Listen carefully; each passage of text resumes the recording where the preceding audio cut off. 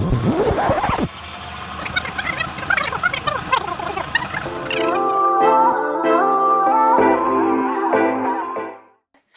tout le monde, j'espère que vous allez bien, bienvenue sur la chaîne Rita Nanas TV.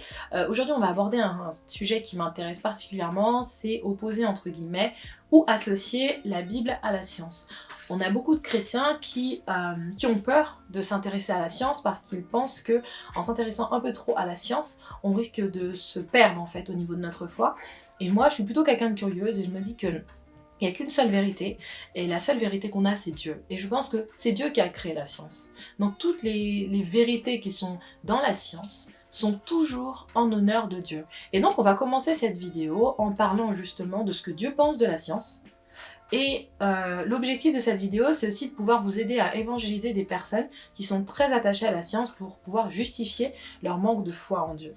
Donc dans une première partie, on va essayer de regarder un petit peu ce que Dieu pense de la science, si Dieu nous incite ou nous désincite, je ne sais pas si ça se dit mais bon ça passe, à nous intéresser à la science. Dans une deuxième partie, on va regarder toutes ces théories et ces concepts qui ont été annoncés par Dieu, par la parole de Dieu, avant même que l'homme les découvre officiellement.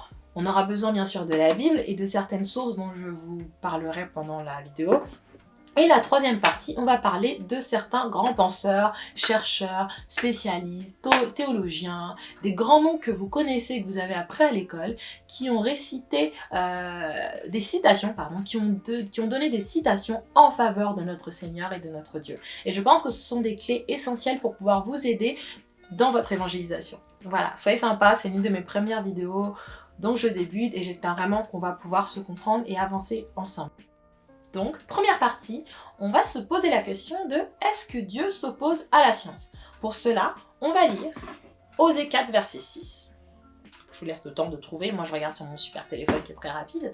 Ce qu'il faut savoir, c'est que la science, dans la Bible, c'est considéré comme la connaissance. Et aujourd'hui, pour nous, en tant qu'humains, la science, c'est ce qui rattache beaucoup d'humains, justement, à la connaissance. Beaucoup d'humains sont persuadés d'avoir le monopole de la connaissance parce qu'ils sont doués en sciences. Et maintenant, on va voir dans Osée 4, verset 6, dans la version de Louis II, qui nous dit, dans la première partie, « Mon peuple périt parce qu'il lui manque la connaissance. » La connaissance dans la Bible, et surtout pour ceux qui lisent les proverbes, vous verrez que la connaissance, la sagesse, la science font partie justement des mêmes attributs que le Seigneur nous demande d'avoir. Donc on va prendre aussi des proverbes pour essayer de voir qu'est-ce que Dieu pense de la science. Est-ce que c'est mal pour un chrétien de s'intéresser à la science?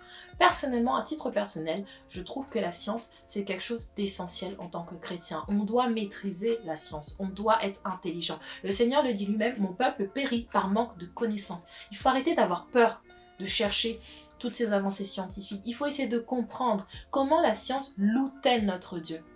Et je vous assure, dans cette vidéo, vous allez apprendre des trucs.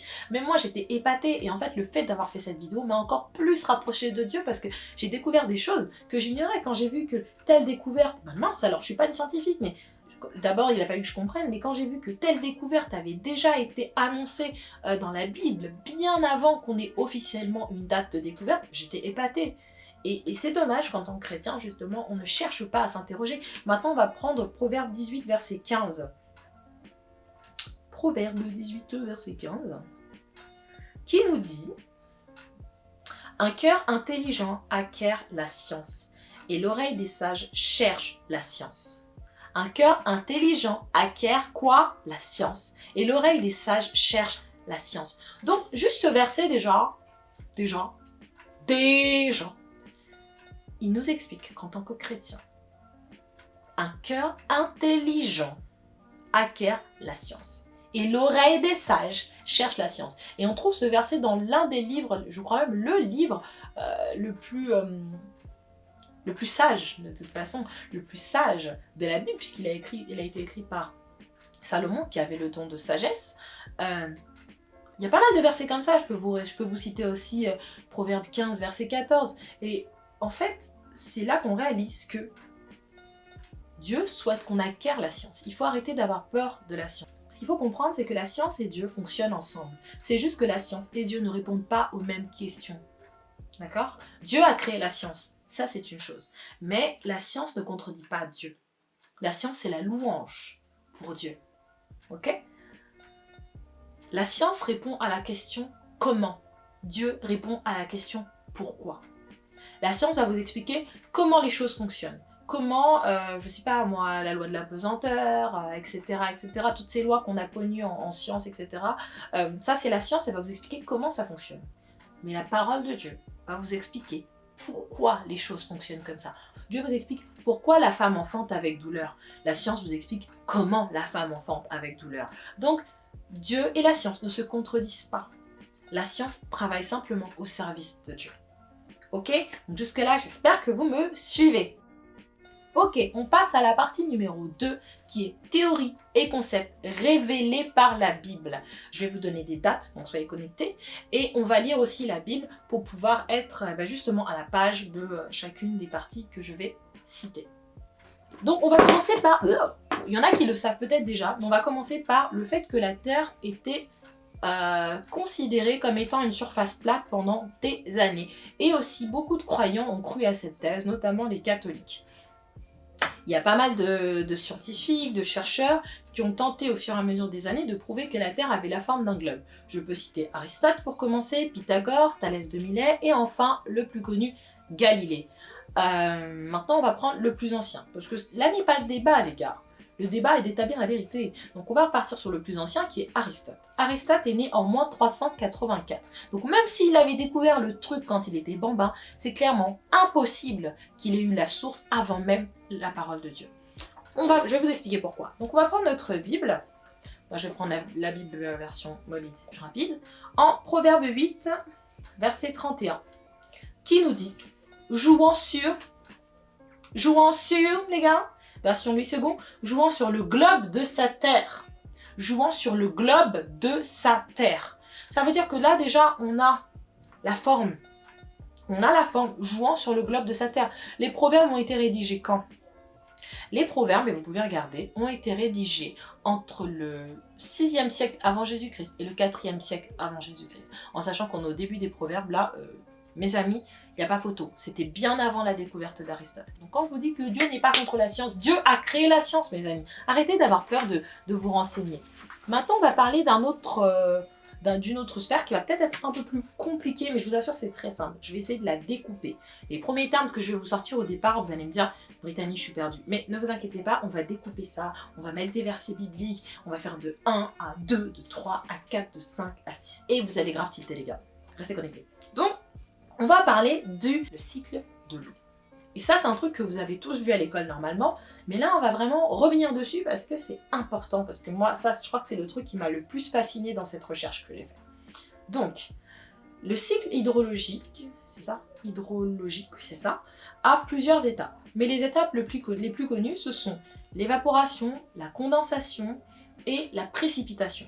Précipitation, vous l'entendez parfois avec la météo, etc. Maintenant, je vais vous expliquer chacune de ces étapes et ensuite, on va prendre la Bible, les gars.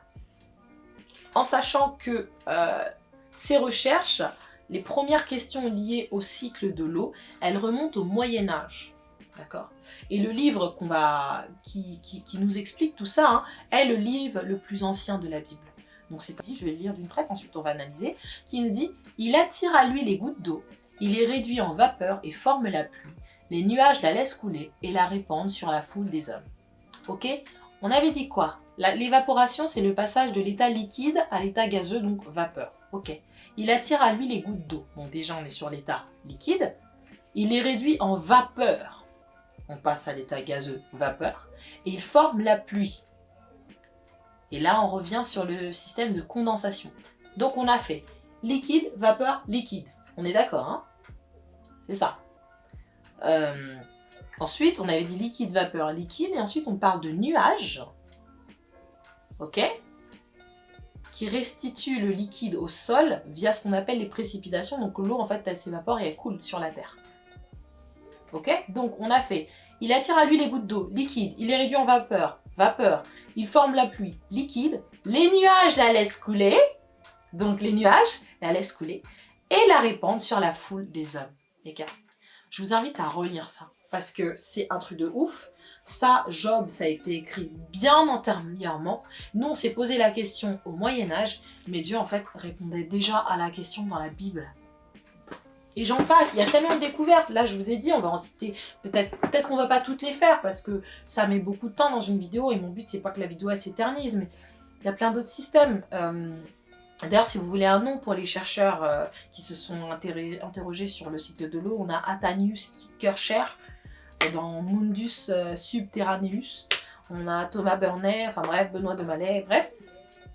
Autre aspect qui va peut-être toucher un peu plus de gens, qui va peut-être être plus accessible et plus compréhensible, le fait que les émotions ont une influence sur la santé. Proverbe 17, verset 22, qui nous dit « Un cœur joyeux est un bon remède, mais un esprit abattu dessèche les os. » Et on a fait des recherches récentes, d'accord, qui ont prouvé que les sentiments avaient un impact sur la santé. Sauf que Dieu le disait déjà dans les proverbes en fait. Et on le lit parfois dans les proverbes, mais Dieu le disait déjà bien avant. Et ce n'est que récemment qu'on a découvert ça. Autre chose qui m'a tellement fascinée, c'est le chant des étoiles.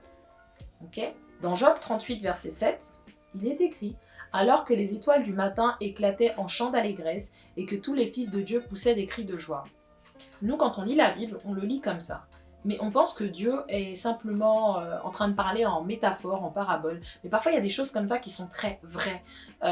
Job, c'est le livre le plus ancien qui a été écrit dans la Bible par Moïse, mais c'est le livre le plus ancien. Et dans ce livre, on nous explique là, au chapitre 38, verset 7, que les étoiles du matin éclataient en chants d'allégresse. Figurez-vous, mes amis, que en 1999, donc ça vous pourrez, ça s'appelle l'astérosismologie, d'accord? C'est en fait les vibrations sonores des étoiles. Et en 1999, il y a eu la première détection de la résonance acoustique d'une étoile, d'accord? Semblable au Soleil, d'accord? Et la source est Futura Science, pour ceux qui veulent aller voir. Et en 2001, on a entendu la vibration de l'étoile qui s'appelle Alpha. Donc en fait, même scientifiquement parlant, on a découvert que les étoiles ont un chant. Sauf qu'on vient de le lire. Dieu le disait déjà en fait, les gars. Dieu le disait déjà. Mon peuple périt par manque de connaissances. C'est grave. On se rend pas compte, mais c'est grave parce que on perd des fidèles parce qu'on ne connaît pas en fait, les merveilles de Dieu. Et c'est pas bon, les gars. C'est pas bon. Dernier exemple, parce que je ne veux pas vous bombarder avec trop de choses, les empreintes digitales. Ça, je sais que ça peut vous de vous dire que Dieu avait déjà parlé des empreintes digitales bien avant qu'on découvre les empreintes digitales, mais je vais le dire. Ok, les études et les interrogations sur les empreintes digitales, sur le fait qu'il y ait une singularité, que chaque homme a cette empreinte, elles ont commencé à partir du XVIIe siècle. D'accord.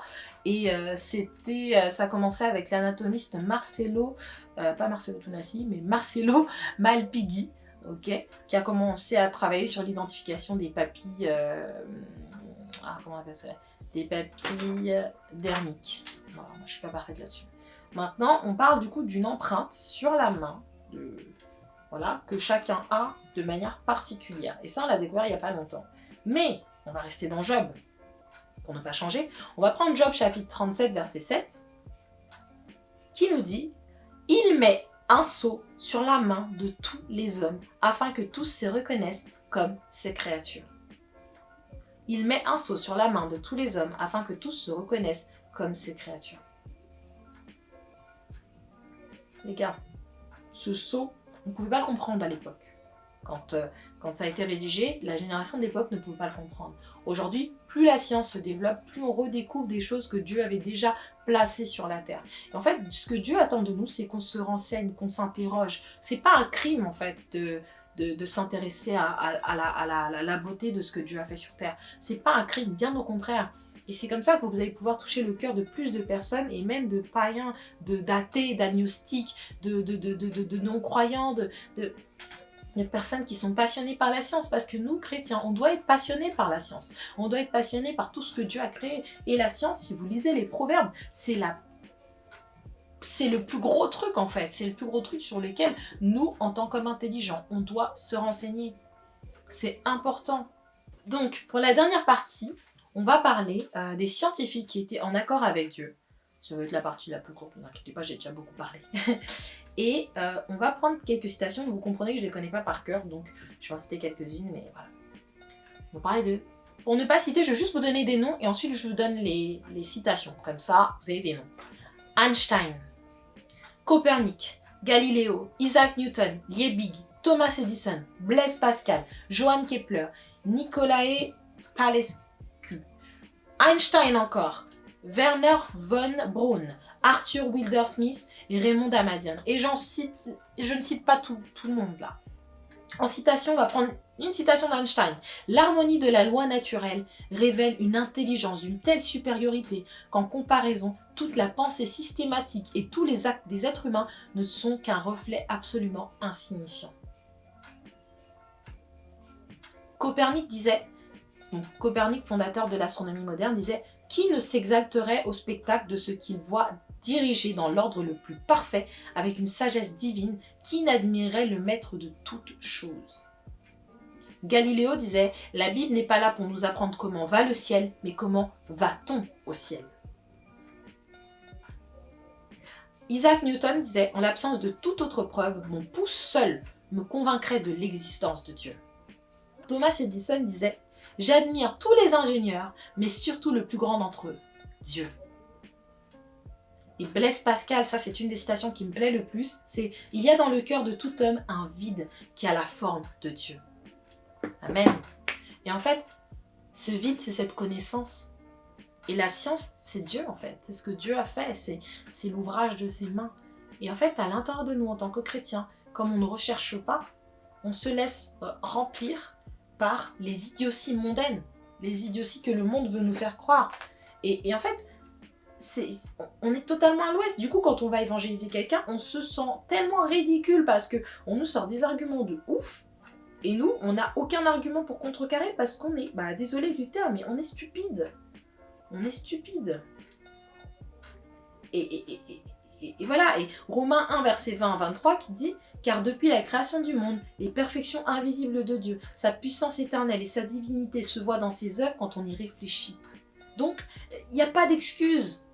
Ils n'ont donc aucune excuse car alors qu'ils connaissent Dieu, ils ne lui rendent pas l'honneur que l'on doit à Dieu et ne lui expriment pas leur reconnaissance. Ils se sont égarés dans des raisonnements absurdes et leur pensée dépourvue d'intelligence s'est trouvée obscurcie. Ils se prétendent sages, mais ils sont devenus fous. Je pense que je vais m'arrêter là, je pose ça là. Il y a plein d'autres versets justement qui expliqueront ça, mais je pense qu'aujourd'hui, c'est important qu'en tant que chrétien, on s'intéresse à la science, à la philosophie, pour savoir comment contrecarrer. C'est important de connaître ça pour savoir comment contrecarrer. Et sachez une chose, retenez bien, Dieu n'a pas besoin d'un avocat. Dieu peut se défendre tout seul. Si tu veux chercher quelque chose, tu t'intéresses sur quelque chose, mais faut pas te perdre non plus. Mais si tu t'intéresses sur quelque chose, tu as une question existentielle. Mets Dieu au défi. Challenge Dieu. Et je t'assure que Dieu te donnera la réponse. Enfin bref, merci d'avoir suivi cette vidéo. Je vous donne rendez-vous pour les prochaines vidéos. Je ferai un peu de... Abonnez-vous, likez, activez la cloche, tout, bam, bam, bam, bang, bang. Vous avez tout compris. Bisous. Bye bye.